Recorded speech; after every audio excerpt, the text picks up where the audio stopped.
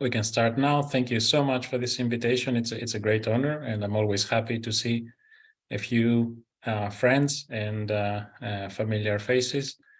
Today, it's not going to be a very traditional meta-research talk, but it is in an area where I think it might be desirable to play a more important role in meta-research and in active actual original research in the area of what determines trust in science. And this is an experimental work. This is going to be presentation of an experiment, or I might say a series of experiments, joint work with Theo Alisandratos, Aris Boukuras, Sotiris Georganas, and myself. So the big question that we are addressing is how the current changes in the landscape of information affect the way that expertise and authority is viewed in the world. Traditionally, you would have very limited ways in which people could share knowledge, and knowledge was limited enough that you would even define the concept of a polymath or a universal genius who would be able to master knowledge. Of course, this is far distance past by now.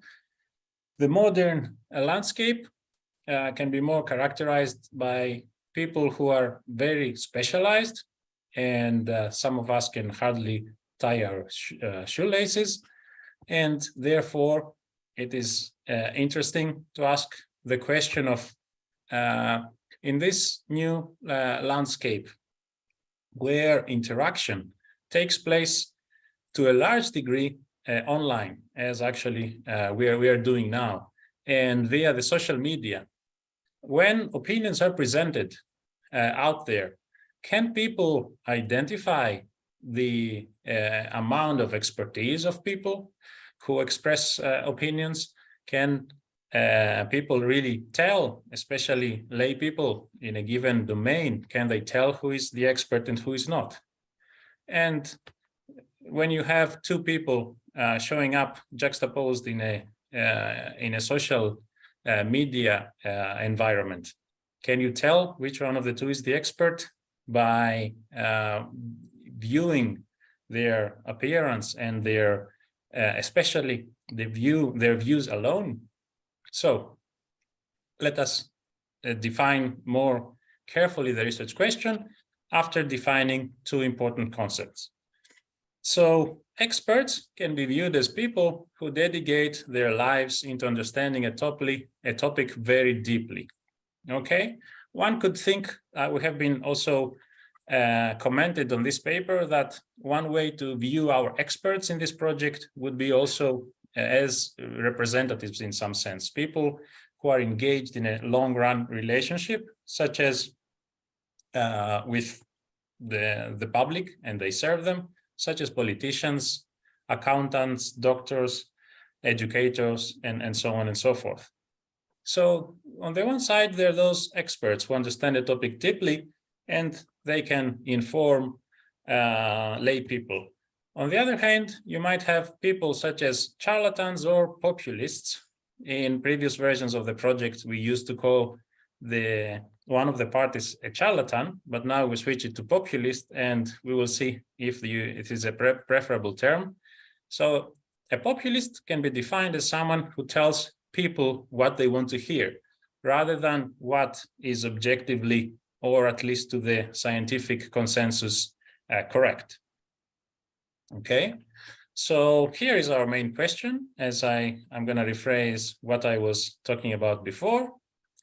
When you're in an environment with increasing sources of information, and especially drawn from the online environment, okay, where you have those expressions not immediately obvious, okay, so when you only observe the views expressed on a certain topic, okay, when you don't have other forms of credentials body language or other signals that would tell you which one is an expert and which one is not. Okay, so when you are merely based on the views on a topic, can you tell who is an expert and who is not, who is an expert and who is a layperson or even a populist, as we will see? Okay, and why is this so important? Well, it's connected to the idea of who attracts attention, who becomes influential, and who people heed, who people pay attention to. And ultimately, all of us should have suspected this by now. So this is going to be the ancient Greek quote, as my friends like to say in a project with so many Greek names. You should have this, which is the Greek saying, "Τότε έφη τας πόλης απόλυσθε, όταν μη δίνονται τους φαύλους από των σπουδαίων διακρίνην." Namely, states fail when they cannot distinguish fools from serious men or great men. So this is the big question. Are things becoming more difficult for modern societies to distinguish between the two? And therefore, we have all sorts of potential issues related to this. But apart from the obvious importance for society and democracy, it's important to clarify a little bit in this audience, why would such a research question matter for meta-research? Okay, so as we view it, the ultimate objective of meta-research is to study what makes science and the process of scientific knowledge both reliable, but also useful for informing and changing society. Okay, so as meta-research has shown, we might have periods whereby the generation and the accumulation of scientific process might not be very smooth. Okay, there might be concerns about this accumulation process. There might be concerns about the public trust for science. And currently we're living in a period with multiple crises. And of course, with the corona crisis, there were certain challenges. Actually, I was speaking to a visitor that we are having from Germany, a psychologist, and he says that sometimes people call him from newspapers and they want to hear something very concrete. So the other day they were calling him and saying, "Is it true that people no longer trust science?" He said, "No." Okay, I guess they go to the next one. So it is becoming a little bit of an important question, and meta research, being the interdisciplinary domain that studies the accumulation process for science, is particularly well suited to study and address concerns about determinants of public trust for science. And of course, how people ultimately utilize the end product of science depends on how they manage to choose whom to heed and selecting the appropriate sources. Okay, of course, to some degree, this depends on centralized decisions of politicians and formal education, and in individual decisions of people where to look for advice.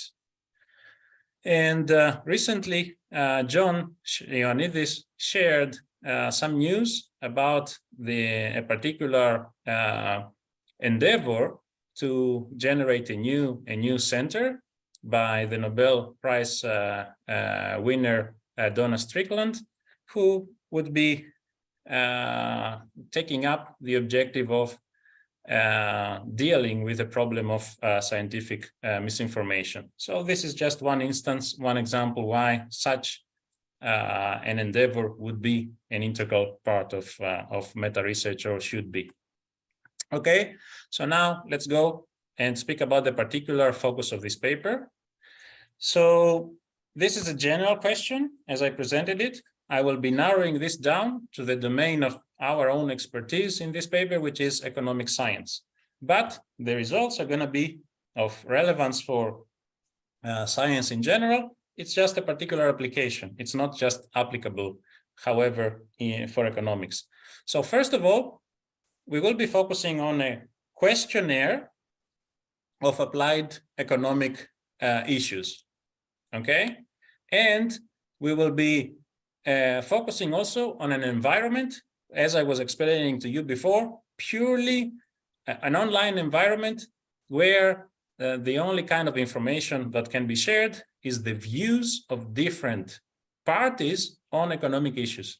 So we will be abstracting from a series of dimensions that have been studied in economics and other disciplines quite substantially, such as credentials, demonstrable skills, competition between advisors, the issues of conflicts of interest, the issue of the identity of advisors, body language, and so on and so forth. So we're not going to get too much into this discussion, but we believe the environment that we will tackle fits very well with much of modern communication via the social media. So what do? We develop, first of all, a theoretical benchmark of what people should be doing in terms of choosing advisors to answer on particular economic topics, okay? So we have developed in a previous paper an economic questionnaire, okay, with a correct answer and a wrong answer. So the job of the advisors will be to suggest answers for our participants in the experiment, okay? So our participants are going to be viewing the questionnaire, they will be answering the questionnaire themselves, and then they will be viewing suggestions by two different advisors. Their task will be to identify which one of the two advisors is the expert, who always provides the correct answer according to academic consensus of what academic economists believe, and who is a non-expert.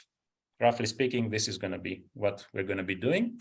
And to anticipate the outcomes, unfortunately, when the non-expert is a populist who does specifically target answers that tell people what they want to hear, unfortunately, what we find is that the populist consistently outperforms the expert in terms of popularity. So that's the big result that we have, and we will see the details of what we do. So our experiments will be online, but incentivized. So people will be earning real money when they answer the questions sequentially correct, but more importantly, when they choose the appropriate advisor, namely the expert. So a few things that I'm sure that many of you want to see. So the first is, how do we define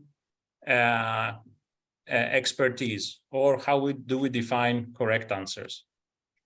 So again, we have a questionnaire. You're going to get a flavor of the type of questions we're asking. I'm going to give you a few examples.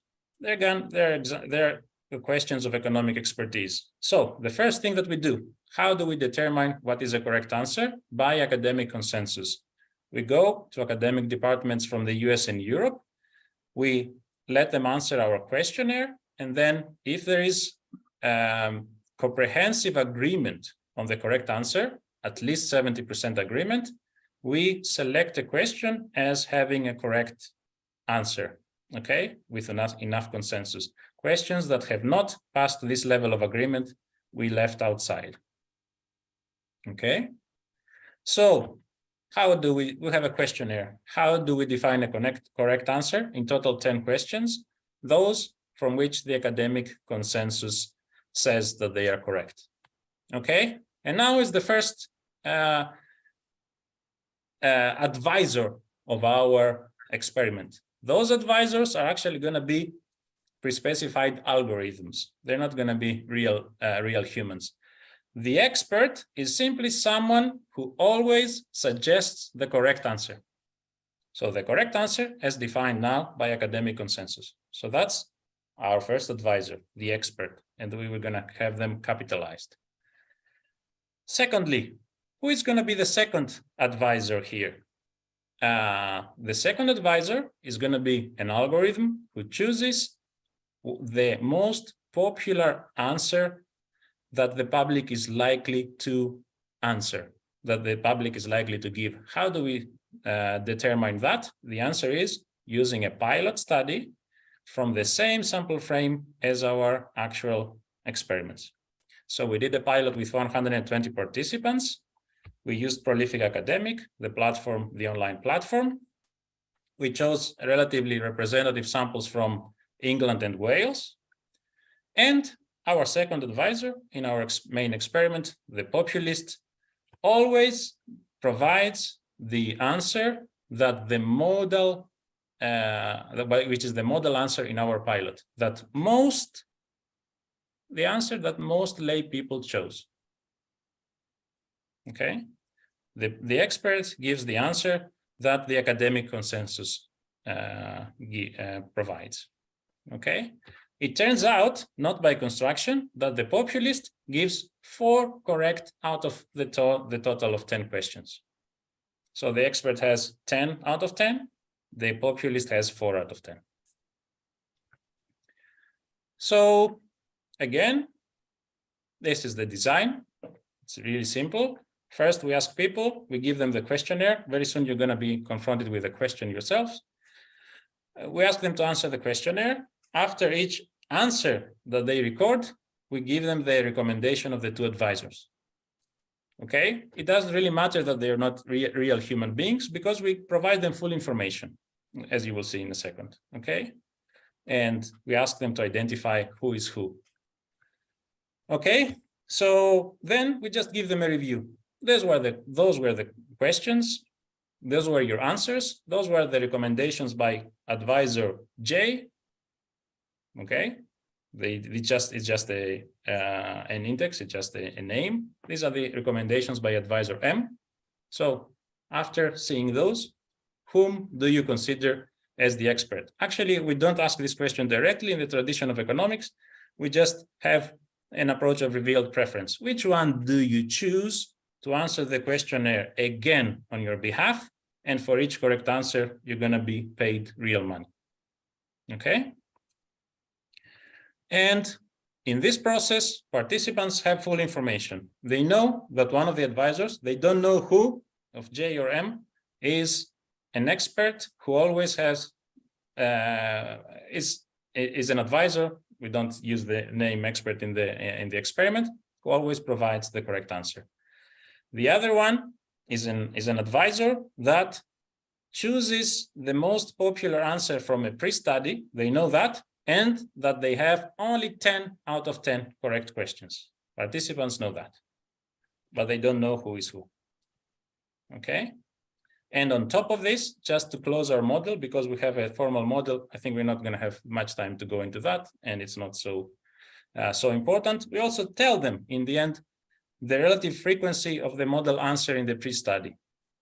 Okay, so they know that in our pilot with similar people, the most popular answer received, let's say, 82% of people chose it at, let's say, 82%. Okay, so they have full information. And here it goes. So this is one of the most interesting questions in our questionnaire. For people who are familiar with economics and they take a little bit of a step back to think about the meaning of the question, it's a relatively simple question. For people who are not in an economic mode of thinking, it can be particularly complex. So there's a country, rich land, in which at first you have no value-added tax, no VAT imposed on fruits. The price of a kilo of apples is £100. The government is thinking of imposing a VAT of 24% on all fruits. What will be the price of apples after the market adjusts to the tax? That's the trick. So all that someone inclined in thinking in economics terms would consider is that the answer depends on the slope of demand and supply. Okay, you have a shift in those curves, and some part of the tax will be a burden for consumers, but the producer will also take some part of the tax depending on the slope of demand and supply. But what is going to be pretty clear is that not the whole amount of the tax is gonna go on the consumer. So the correct answer is between 100 and 124, but people who are not inclined to think like that overwhelmingly, as in our results, tend to give the wrong answer. So after we put them a question, in order to estimate our model, we also elicit their confidence in their answer.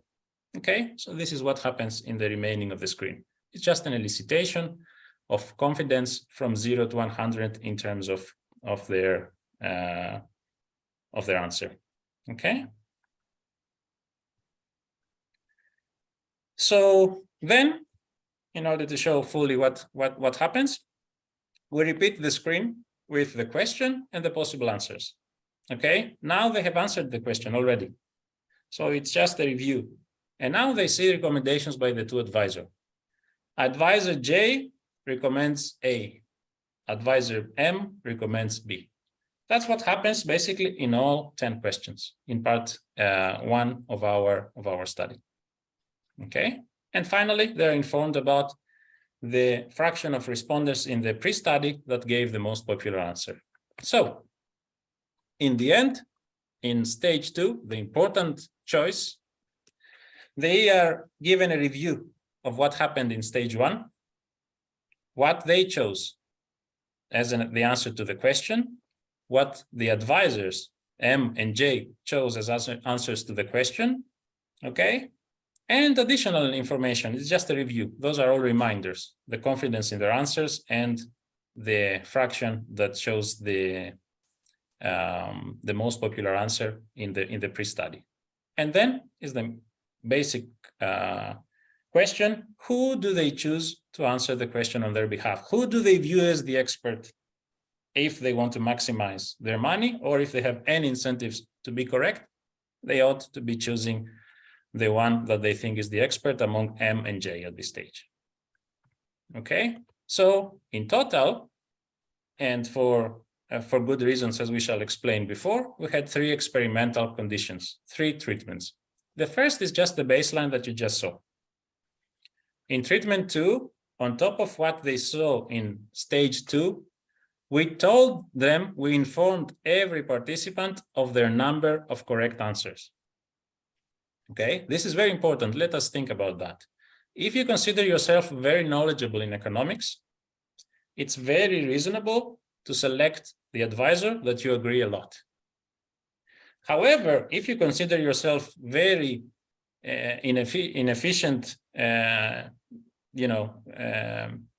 low in your knowledge of economics, you might not so straightforwardly choose to do that. We will get into that, but it is important to have an idea of where I stand before I choose advisors. Apologies. And then finally, in treatment 3, we have a design where we try to get rid of the potential effects of taking things personally. What do we mean? You might answer a particular question in a certain way, and you are so sure that this is how the question ought to be answered, that this attachment to your answer might drive your choice of advisor. Okay, so we have also a treatment where we try to disengage this part by basically, so in stage 2, they basically see the same screen, but which applies for another participant. So what is the deal here? They know that this is the same questionnaire.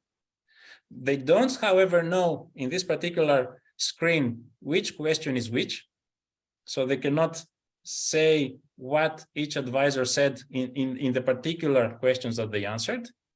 But they would still see the important things in the structure for choice.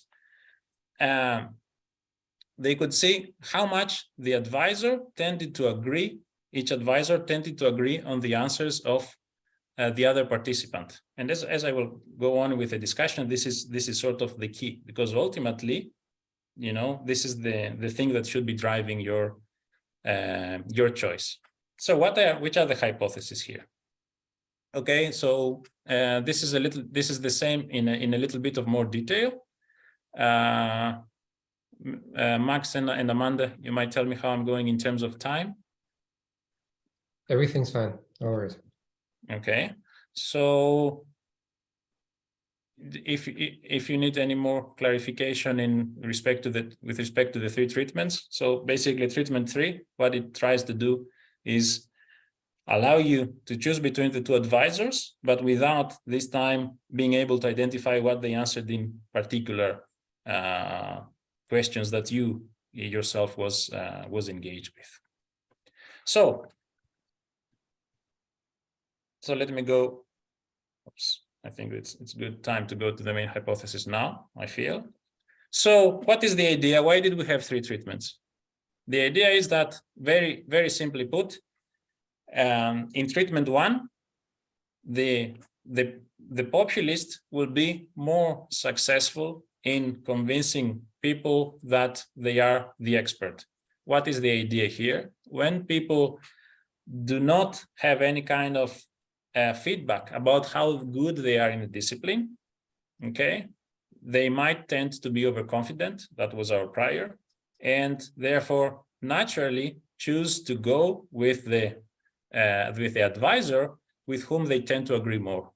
Okay, we're all experts, if you wish, in everything. This is part of our part of human psychology, I would say. Okay, so now the question is, okay, so this might be a problem when you have no feedback about how good you are. But what about when you do have feedback, when you know your number of correct answers? Okay, does it simplify things? Does it improve the performance of the expert? Does it make people better at identifying who their true expert is? That was our hypothesis too.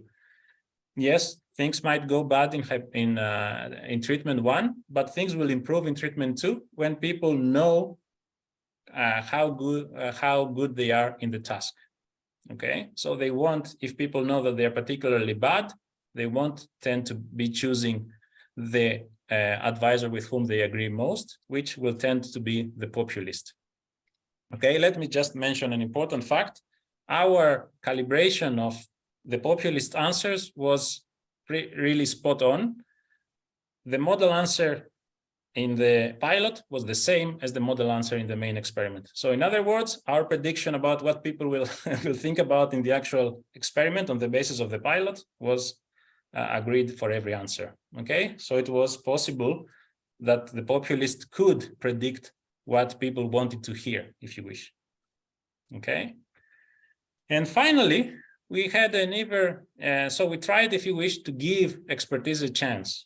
Okay, that was sort of the idea. If there is a problem because of the way, if you wish, that the populist chooses answers, let's see if we can have conditions, treatments to address this. And we thought that in treatment 3, this would go a step even further, because in treatment 3, not only do people know their number of correct answers, but on top of that, they don't have the ego involvement. So when you know your particular answer for a question, okay, you get, in some sense, you invest on this particular answer. So when somebody disagrees with you on a particular topic, you might easily reject them. We even get rid of this channel, if you wish, in treatment 3. Okay, so our hypothesis was that treatment 3 would further increase the popularity of the expert to make it higher than either treatment 2 or treatment 1.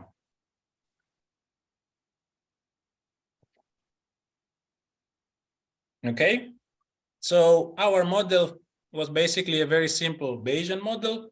We had the natural, I'm not going to get into the technicalities, it's a straightforward Bayesian model. The prior is a natural 50-50 between the two. You have no idea who JM is, you have no idea who M is on the basis of this prior. And on the basis of the elicited priors for each individual question, remember, we have this evidence because we elicited it for every question. Okay, so we estimate a standard Bayesian model. So people who would have the appropriate posterior would tend to choose the expert. People who had a posterior that did not exceed 1/2, depending on how we define things, would tend to choose the populist. Okay, so there's nothing really, particularly deep here.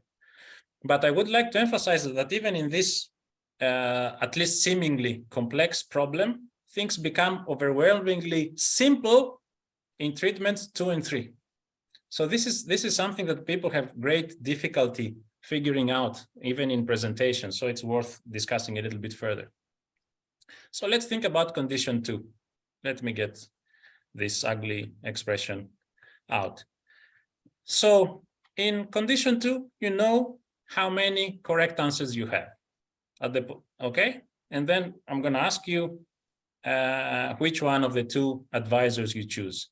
You know that one of the 2 advisors is always right. Okay? And the only other evidence that you basically have is the number of questions in which you agree with each advisor. So this is the ultimate criterion. And it went in the formula before. I don't want to really bother too much with the technicalities. These imply, although it's not obvious, that there is a straightforward solution to the problem of expert advice. And despite this fact, people failed to choose the expert substantially, and they did even worse than choosing by chance. What is the straightforward solution? Since I have 3 correct answers, all right? And one of the people answers everything correctly, there must be at least one advisor with whom I have 3 common answers. And if there is just one advisor with whom I have the 3 common answers, apologies, this must be the expert. That's it. So it's not, I know, however, that this is not straightforward, but the prediction simplifies substantially by this. Okay? So on top of everything else, in our last 2 conditions, there is a simple logical rule that people could have used to understand who the expert is. So let me say a few things before getting into results, because time is passing. And so basically, in our pilot, we had 120 participants from Wales and England. In our main experiment, 600 people. The average duration was 16 minutes. We incentivized it by an average payment of £5, British pounds, and the recruitment was done with the online platform Prolific Academic that specializes in recruitment for academic studies, and we pre-registered the study. Okay, so basically, this is a summary of our results. In all treatments, this is the main result, the populist prevails. And this is even so there are only 2 candidate answers. Okay, so people do worse than choosing by chance, systematically. Adding information on own performance, so dealing with the issue of overconfidence, does improve things. Okay, so it reduces significantly the dominance of the populist in terms of popularity in treatment 2. And further removing ego involvement in treatment 3 did not seem to make an additional difference. Okay, so this hypothesis did not get through. Okay, and finally, when we get to a little bit of the, apologies, to the interpretation of how people choose at the individual level, our favored explanation is that the tendency, the psychological tendency to trust the people with whom you agree with on certain issues is just too overwhelming and difficult to overcome. But let me, before I get to the details, let me just point to this. In this particular environment, where you're faced with one expert and one populist who you know that gives answers, he's designed to give answers similar to the ones that you're going to give. This is a special environment according to which, depending on how accurate you are, you should be choosing often the advisor with whom you disagree more. That's basically the driving force of everything. Okay, remember this rule I told you, that you just choose the advisor who has the same common answers as you, as your number of correct answers. That means oftentimes going with the one that you disagree more. And our interpretation is that this is such a difficult psychological tendency to overcome, going with the one that you agree. So let's go a little bit in our data after the general presentation of the results. The basic demographics: most of our participants were UK nationals. Most had family income exceeding £30,000. Some fraction of those were married. About half were female. The important thing is that these demographics don't seem to be particularly different across treatments. Okay, the average participant was 44. Remember that these are online experiments. That's what explains these demographics. Okay, so some questions. This is the performance in the stage 1 of the questionnaire. Okay, there are some questions where lay people did particularly well, such as questions 4 to 6. Many questions that they did pretty bad. Okay, so in question 3, which I think was the question with the tax, like 80% of the people got it wrong. Okay, although, seemingly it shouldn't have been. And importantly, people's beliefs were also not particularly well calibrated. Actually, although I'm not going to speak about this, I'm not going to have time. For many people, they tended to be more confident on the answers that they were wrong than on the answers that they were right. So it's interesting, indeed. So, but these are the main treatment effects. So this is what you have been waiting for. So in treatment 1, where people know nothing, only 32% of people, less than 1 in 3, choose the expert. Okay, even if they have the obvious heuristic, the obvious solution to the problem that I explained before, more than half of people chose the populist, even in treatment 2. Okay, and this is something that is worth further study. We have a few theories about that. Treatment 2, people seem to be doing even worse than treatment 3, people seem to be doing even worse than treatment 2. Okay, this requires a little bit of further study, because remember that in treatment 3, people also knew their own, or the performance of the people in the screen on the basis of which they were choosing, okay, the performance of that other person. So they could tell that they should be choosing the one that the third person had as many common answers as the third person's correct answers.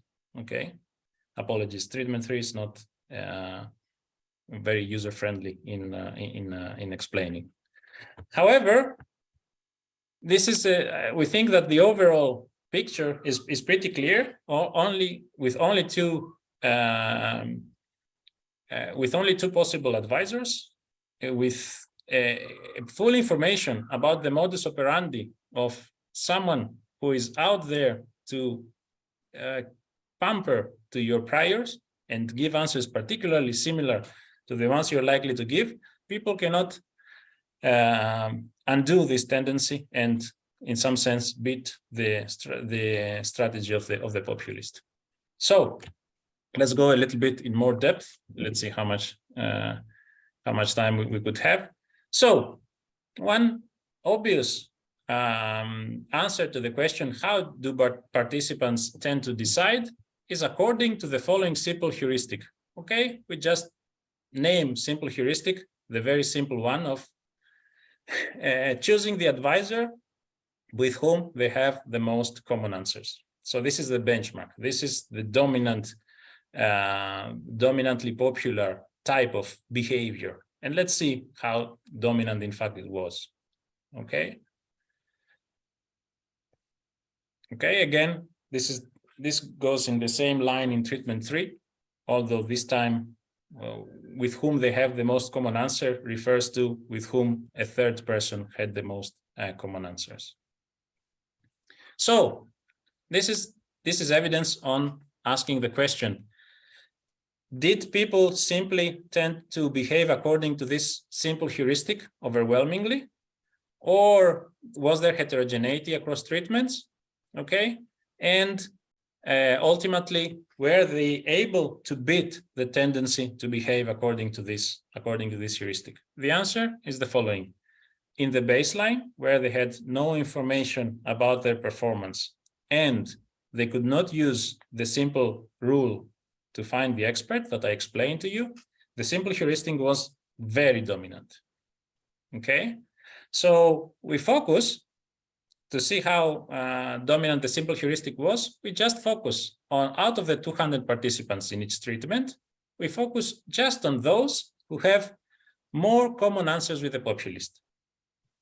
Okay, simply because checking those who had more common answers with the expert is not an interesting endeavor. We want to see, out of those that have a difficult task to undo the simple heuristic to do the wrong choice, how many managed to go against it? And the answer is that in the baseline, extremely few managed to do that.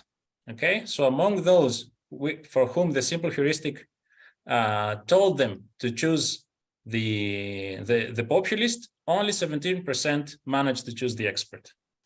But things improved, okay, but not incredibly so. They improved in the two conditions where people knew how good they were in answering the questionnaire. Okay, at least at that stage, this is not fully comforting result, but at least is what one would expect. When I know that I'm pretty bad, okay, at least there is some chance that I won't be choosing the one with whom I have the most common answers.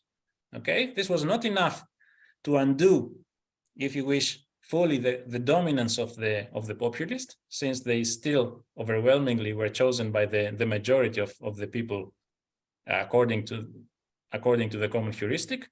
But still, it was a substantial improvement, as we can see, statistically significant and so forth, relative to the baseline.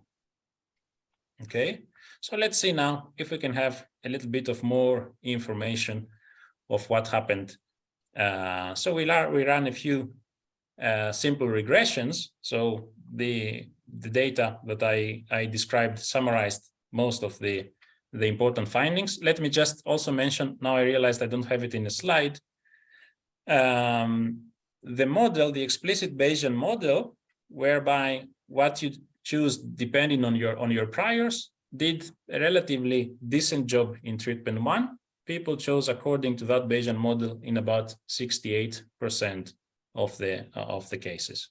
Okay, so our last slides are going to be some simple regressions.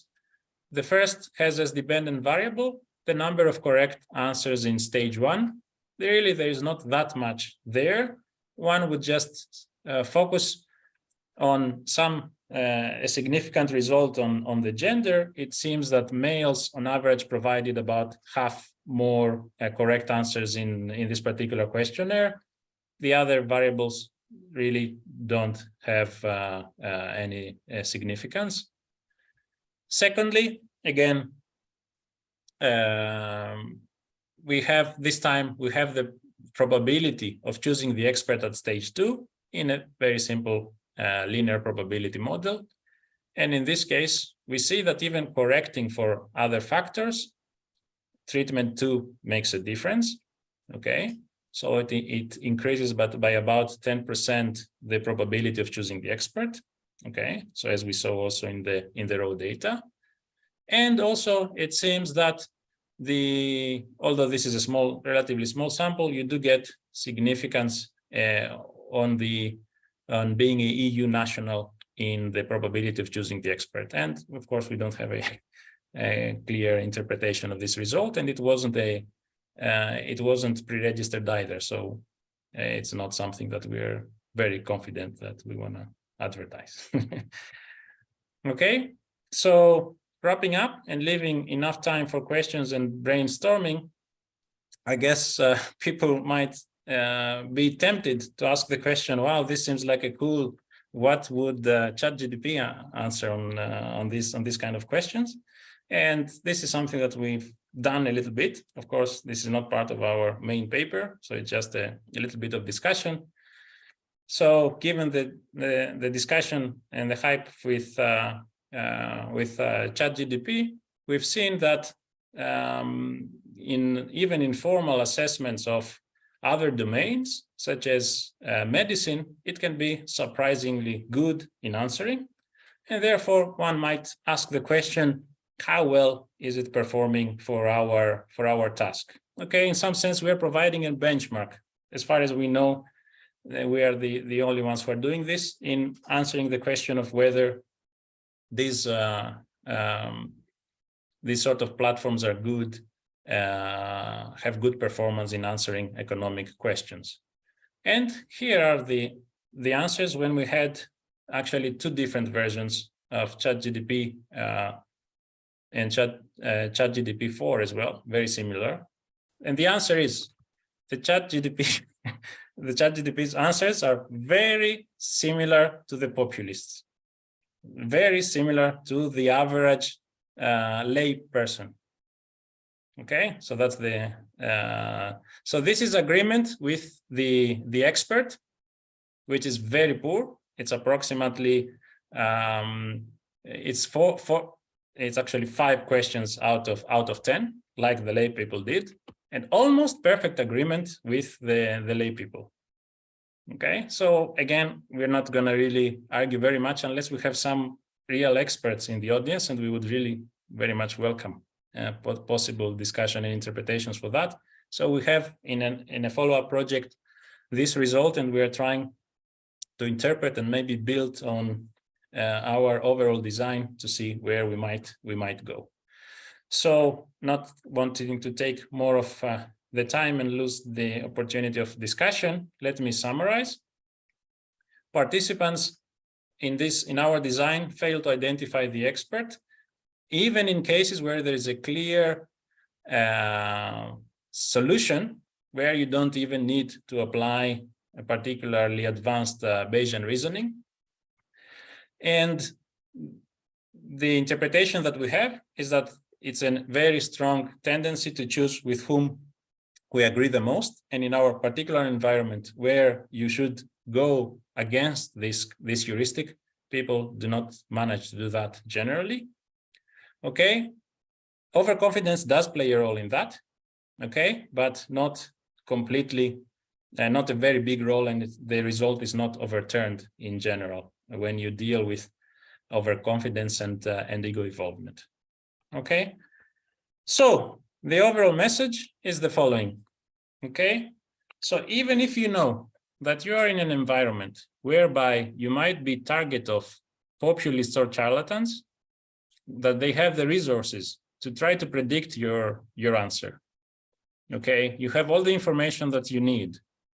Okay, and you're asked to individually be alert about that and try to undo this tendency in your choice. People tend to be unable to do that. So maybe if we go in the last policy, lesson, in the spirit of the recent discussion about nudges, whether individual choice or policy solutions are the key to resolving issues, it seems that nudges and individual information do not solve the problem of expertise, at least in this particular domain that we have. Thank you so much for your patience, and I hope we have a lively discussion.